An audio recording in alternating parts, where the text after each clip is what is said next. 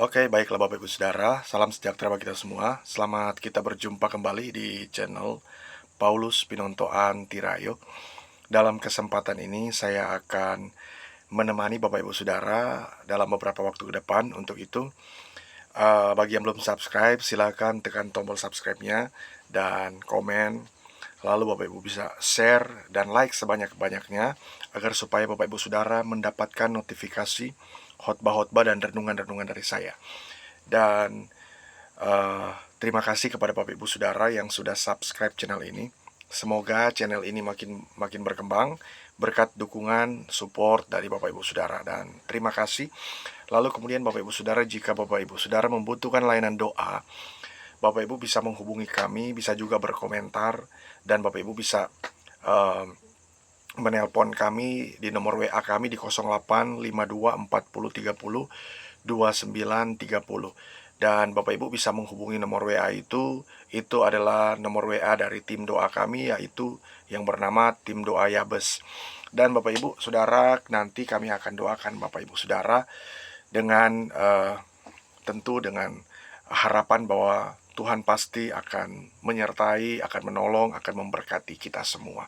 Nah, Bapak Ibu Saudara, saya akan memberikan tema renungan ini atau khotbah ini adalah orang percaya yang tidak monokultural. Nah, Bapak Ibu Saudara, sangat menarik sekali ketika Bapak Ibu Saudara mungkin mendengar tema khotbah seperti ini, dan jarang sekali Bapak Ibu dengarkan karena memang tema ini tema yang berkaitan dengan orang-orang yang kita pikir mereka itu atau dengan kehadiran mereka maka mereka dapat menolong kita. Dan sangat jarang sekali saya menemukan tema khotbah seperti ini. Selain saya tergerak untuk memberikan tema seperti ini karena memang ini ada juga terkait dengan firman Tuhan. Dan kita boleh buka Alkitab kita sama-sama. Kita lihat di dalam kitab Lukas pasal yang ke-10. Pasal yang ke-10 ayat 25 sampai ayat yang ke-37. Kita buka dalam kitab Lukas pasal 10 ayat 25 sampai 37. Bapak Ibu Saudara, di situ menjelaskan tentang orang Samaria yang murah hati. Nah, Bapak Ibu Saudara, ketika saya mengatakan orang Samaria yang murah hati, maka Bapak Ibu sudah bisa memastikan dan berpikir dan bisa menyimpulkan bahwa siapa yang saya maksud. Dan Bapak Ibu Saudara, orang percaya yang tidak monokultural pasti akan berpikir bahwa apa yang saya ungkapkan ini ya perlu dikaji kembali. Tetapi Bapak Ibu Saudara, mari kita lihat firman Tuhan itu apa adanya, dan kita lihat seperti apa ya tujuan firman Tuhan yang akan datang kepada kita. Kita boleh lihat di ayat per ayat ya, kita baca. Di situ ayat yang ke 25, pada suatu kali berdirilah seorang ahli Taurat untuk mencoba Yesus. Katanya, "Guru, apa yang harus kuperbuat untuk memperoleh hidup yang kekal?" Nah, Bapak Ibu Saudara, di ayat yang ke-25 ini suatu kali ada seorang ahli Taurat, dia datang kepada Yesus. Ternyata firman Tuhan sudah ya mengatakan bahwa ia ingin mencoba Yesus.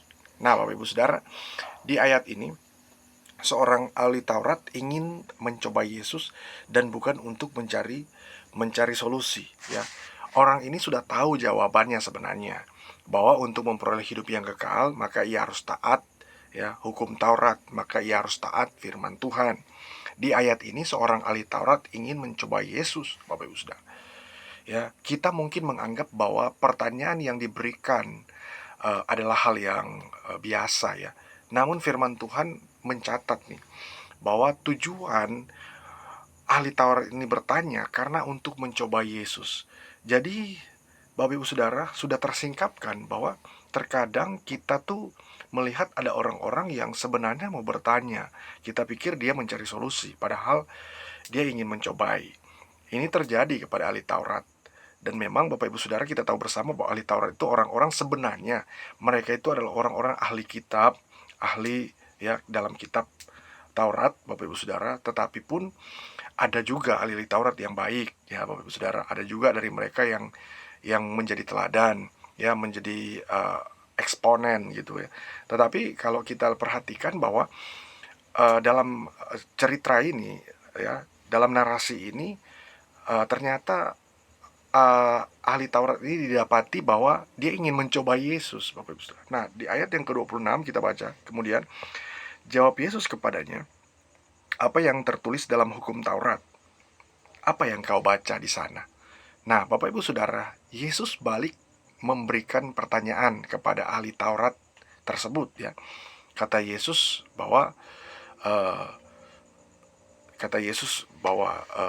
dari mana, katanya, dia tahu seperti itu. Karena firman Tuhan katakan, apa yang tertulis dalam hukum Taurat, apa yang kau baca di sana, ya. Apa yang dia pahami tentang tentang hukum Taurat, tentang hukum-hukum yang tertulis di situ, apa yang dia pahami dan dia mengerti. Yesus balik memberikan pertanyaan kepada ahli Taurat itu karena Yesus tahu bahwa ia sedang dicobai, Bapak Ibu Saudara. Nah, ayat yang ke-27 kita bisa dilihat di sini bahwa jawab orang itu, "Kasihilah Tuhan Allahmu dengan segenap hatimu dan dengan segenap jiwamu dan dengan segenap kekuatanmu dan dengan segenap akal budimu, dan kasihilah sesamamu manusia seperti dirimu sendiri." Nah, Bapak Ibu Saudara, kita bisa melihat dari perkataan ahli Taurat bahwa dia ini mengerti, paham tentang hukum Taurat. Bahkan sedetail ini dia memahami, ya. Dia memahami hukum Taurat itu dengan sangat baik, ya, dan tidak ada satu kata atau satu kalimat atau satu iota yang dia lupa.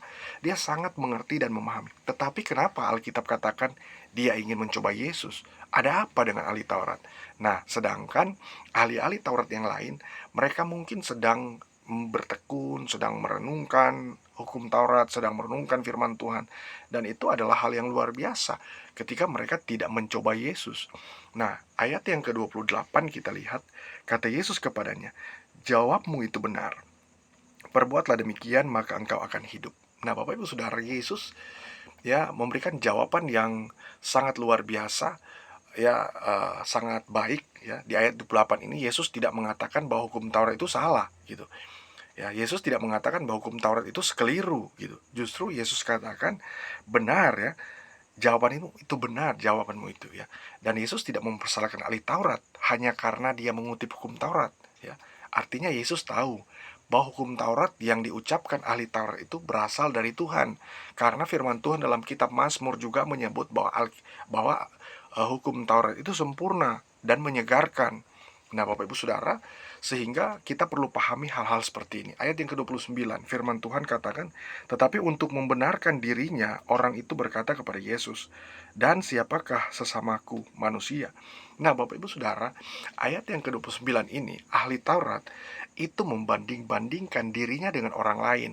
Ingin membandingkan, ya, mungkin prestasinya dia, ya, pencapaiannya dia dengan orang lain.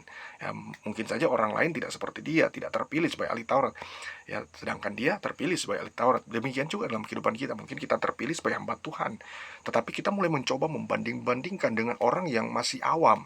Nah, sebaliknya, sehingga ini yang dikatakan firman Tuhan bahwa yang awal akan menjadi terkemudian, yang terkemudian akan menjadi yang awal, gitu. Akan seperti itu. Nah, Bapak Ibu Saudara, di ayat yang ke-30, ya, di situ ayat 30 sampai ayat 36, Yesus mulai memberikan penjelasan tentang seorang Samaria yang baik hati. Nah, Bapak Ibu Saudara, kita bisa melihat di situ di ayat yang ke-30 sampai ayat 36, di situ firman Tuhan berkata bahwa "Jawab Yesus adalah seorang yang turun dari Yerusalem ke Yeriko. Ia jatuh ke tangan penyamun-penyamun yang bukan saja merampoknya habis-habisan, tetapi yang juga memukulnya, dan yang sesudah itu pergi meninggalkannya setengah mati. Kebetulan ada seorang imam turun melalui jalan itu. Ia melihat orang itu, tetapi ia melewatinya dari seberang jalan. Demikian juga seorang Lewi datang ke tempat itu. Ketika ia melihat orang itu, ia melewatinya dari seberang jalan. Lalu datang seorang Samaria yang sedang dalam perjalanan ke tempat itu, dan ketika ia melihat orang itu, tergeraklah hatinya oleh belas kasihan. Ia pergi kepadanya, lalu membalut luka-lukanya. Sesudah ia menyiraminya dengan minyak dan anggur, kemudian ia menaikkan orang itu ke atas keledai tunggangannya sendiri, lalu membawanya ke tempat penginapan dan merawatnya. Lalu kemudian keesokan harinya ia menyerahkan 2 dinar kepada pemilik penginapan itu. Katanya, "Rawatlah dia, dan jika kau belanjakan Lebih dari ini, aku akan menggantinya waktu aku kembali. Nah, ayat yang ke-36 ini sangat menarik. Siapakah di antara ketiga orang ini menurut pendapatmu adalah sesama manusia dari orang yang jatuh ke tangan penyamun itu? Nah, Bapak Ibu Saudara, di ayat yang ke-37 dikatakan, jawab orang itu, orang yang telah menunjukkan belas kasihan kepadanya. Kata Yesus kepadanya, pergilah dan perbuatlah demikian. Nah, Bapak Ibu Saudara yang diberkati oleh Tuhan, orang percaya yang tidak monokultural adalah orang percaya tuh yang memiliki belas kasihan. Orang percaya yang luar biasa. Kita tuh kadangkala ya, kita hanya berada di satu kelompok yang dimana mereka tuh adalah orang-orang yang memang bertekun, semuanya punya prestasi, dan orang-orang ini adalah orang-orang yang perlu diberikan apresiasi karena pencapaian mereka. Tetapi juga ada orang-orang yang nggak punya apa-apa, yang membutuhkan belas kasihan, yang perlu ditolong oleh orang-orang, oleh hamba-hamba Tuhan yang ingin berbelas kasih kepada mereka, yang ingin mengaplikasikan belas kasihan, yang ingin berkorban bagi orang lain. Nah, di sini Bapak Ibu Saudara, ada beberapa cara agar kita menjadi orang percaya yang tidak monokultural. Cara yang pertama, kita miliki belas kasihan. Nah, ayat yang ke-33 firman Tuhan katakan dan jelaskan di situ bahwa ini adalah suatu tindakan ya, seorang Samaria yang sedang dalam perjalanan. Lalu kemudian ia melihat ada orang yang sedang berada di situ. Lalu dia tergerak ya oleh belas kasihan. Bapak Ibu Saudara, kalau kita mengerti firman, pasti kita memiliki belas kasihan. Bukannya kita tuh tidak memiliki belas kasihan ketika kita makin paham tentang firman Tuhan, tetapi justru kita memiliki belas kasihan. Paling tidak kita tuh mendoakan mereka agar supaya mereka juga menjadi orang-orang percaya yang Tuhan pakai, bahkan juga diberkati oleh Tuhan. Nah, bagaimana mungkin itu terjadi? Nah, itu akan terjadi apabila kita memiliki belas kasihan.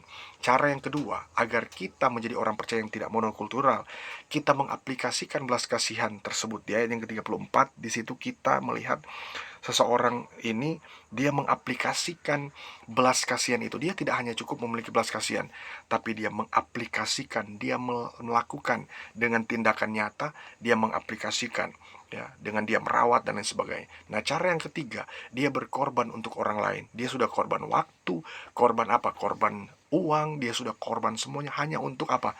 Menyelamatkan orang tersebut. Nah, ini dikatakan oleh Yesus. Dan Bapak Ibu Saudara, ini adalah hal yang luar biasa. Nah, ketika kita berkorban untuk orang lain, maka Tuhan akan memperhitungkan semuanya itu. Mungkin Bapak Ibu Saudara berkata dan berpikir bahwa bukankah kita harus berhikmat? Bapak Ibu Saudara, untuk menolong orang, kadangkala ketika kita sudah berpikir kita harus memiliki hikmat, maka kita tidak akan menolong dia. Tetapi justru orang ini ya, tanpa pun dia memiliki hikmat, tanpa pun dia memiliki bekal apapun yang dia pelajari ya tentang ketekunan, ataupun dia sudah memperlengkapi diri sebagai orang yang mengenal Tuhan, tetapi uh, kalau dia tidak dengan tindakan nyata, tidak berkorban, maka itu tidak akan terjadi.